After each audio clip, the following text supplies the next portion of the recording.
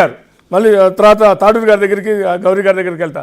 దయాకర్ గారు ఇక్కడ శ్రీకాంత్ రెడ్డి గారు కూడా ఒక విషయాన్ని అయితే స్పష్టం చేశారు. సరే ఎవరైనా తండ్రిని అంటే ఆయన కూడా ఒక లిమిట్ తండ్రిని తిడుతున్నారనే దాన్ని తీసుకున్నారు తప్ప రాజకీయ పార్టీ నాయకుడు వర్కింగ్ ప్రెసిడెంట్ కన్నా నా తండ్రిని తిడుతున్నారనే దాని నుంచి ఇంకొక ఎండుకి వెళ్తున్నారు అనేటువంటిది ఒక అంశం. ఇక అభివృద్ధి గురించి ఏం జరగలేదు అనేటువంటిది శ్రీకాంత్ రెడ్డి గారు చెప్పింది.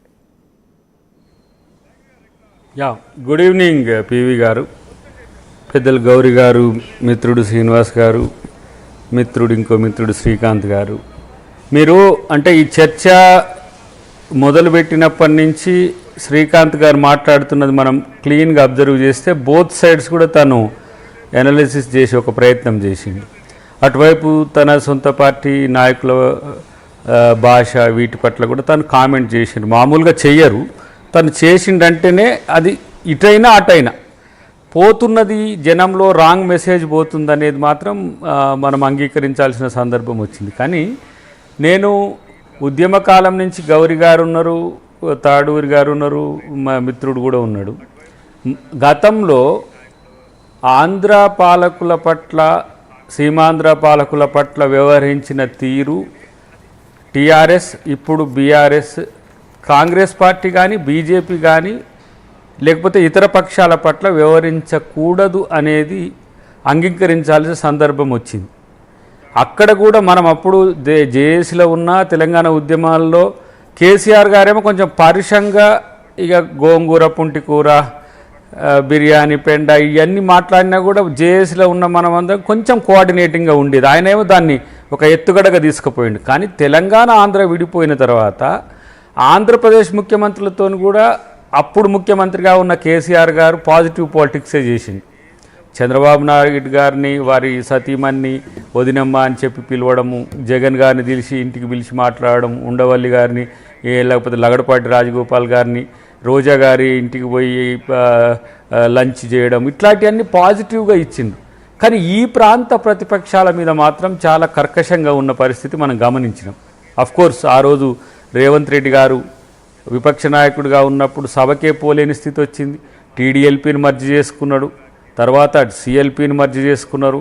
కాంగ్రెస్ పార్టీనే మొత్తం పూర్తిగా లేకుండా చేయాలని చేసి ఒక నెగిటివ్ పాలిటిక్స్, ఇప్పుడు మన చర్చ ఏంటంటే నెగిటివ్ పాలిటిక్స్కు ఆ రోజు కేసీఆర్ గారు పాల్పడడం అనేది మాలాంటి వాళ్ళకు నచ్చలే. ఎందుకంటే మాకు ఉద్యమ సహచరుడే, కలిసి ఉన్న వాళ్ళమే, కాంగ్రెస్తో కూడా కలిసి ఉన్న ఆయనే, కాంగ్రెస్తో కూడా 2004 ఎలక్షన్స్లో కలిసి పోటీ చేసి మంత్రులుగా కూడా షేర్ చేసుకున్న వాళ్ళే. కానీ ఒక్కసారిగా పొజిషన్ మారేసరికి కక్షపూరితమైన రాజకీయాలు చేయాల్సిన సందర్భం ఉందా అనేది నాకు అనిపించేది. కానీ ఆ పరిస్థితులు అట్లా ఉన్నాయి. ప్రతిపక్షంలో ఉన్నప్పుడు కూడా ఈ తరహా వెంజన్స్ పాలిటిక్స్ అనేది ప్రజలు హర్షించరనేది ఈరోజు మనం అంగీకరించాల్సిన సందర్భం. వెంజన్స్ అంటే మేమేమి కక్ష సాధింపు కొరకు ఎవరిని ఏం చేస్తలేమి అట్లా అనుకుంటే, ఇప్పుడు ఆంధ్రప్రదేశ్లో మీరు రాజకీయాలు చూడండి, ఆల్రెడీ వరుసమ్మటి బట్టి రోజొక్కరిని జైల్లో పెట్టే ప్రయత్నం చేస్తారు. కానీ ఉత్తపుణ్యానికి కక్షపూరిత రాజకీయాలు చేస్తే తెలంగాణ ప్రజలు కూడా ఏ విధంగా చూస్తారనే విషయంలో ముఖ్యమంత్రి గారికి స్పష్టత ఉంది, ప్రభుత్వానికి స్పష్టత ఉంది. ఇప్పుడు నేనేమంటున్నా, కేటీఆర్ గారు కానీ లేదంటే హరీష్ రావు గారు కానీ వాళ్ళు కూడా కలిసి ఉన్న సందర్భాలు ఉన్నాయి గతంలో. కానీ ఎందుకు ఇంత స్థాయిలో ఒక కక్షపూరిత రాజకీయాలు చేస్తుండ్రు అంటే ఆ ఫ్రస్ట్రేషన్ ఎందుకు వస్తుంది అంటే, ఈరోజు ప్రతిపక్షంగా ఉన్న బీఆర్ఎస్ అయినా, నేనేమంటా కాంగ్రెస్ నాయకునిగా, వాళ్ళు కొంచెం ఆలోచితంగా మాట్లాడి ప్రభుత్వం చేస్తున్న ప్రయత్నాలు విమర్శ చేస్తే బాగుండు. ఎక్కడికి పోయినరంటే ఈ మధ్య వస్తున్న వీడియోస్ కనుక మనం చూస్తే మనలాంటి వాళ్ళమే అనాల్సి వచ్చింది. ఆ వీడియోలు ఎవరైనా పెడితే వాళ్ళ మమ్మీ డాడీకి కూడా చూయించి పెట్టండి అనే స్థితికి దిగజారినాం మనం మాటల్లో. ఇది తెలంగాణకేమి వన్నె తెచ్చేది కాదు, ప్రభుని పెంచేది కాదు. కానీ నేనేమంటున్నా, నెగిటివ్ పాలిటిక్స్ వల్ల ప్రజలకేమొస్తున్నది.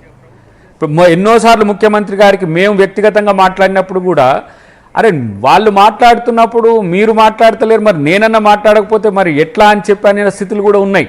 అంటే ఇప్పుడు గతంలో ఉత్తమ్ కుమార్ రెడ్డి గారు ఉన్నారు, బట్టి గారు ఉన్నారు, ఎప్పుడు కూడా వాళ్ళు మాట్లాడితే తిట్లు తిట్టినా కూడా మేము తిట్టమని చెప్పి జానారెడ్డి గారు ప్రతిపక్ష నాయకుడిగా ఉన్నప్పుడు కూడా నేను చూసిన. ఇప్పుడు మహారాష్ట్ర అప్పుడు అగ్రిమెంట్ పోయి వచ్చినప్పుడు కాళేశ్వరంకు సంబంధించి పోయి వచ్చినప్పుడు.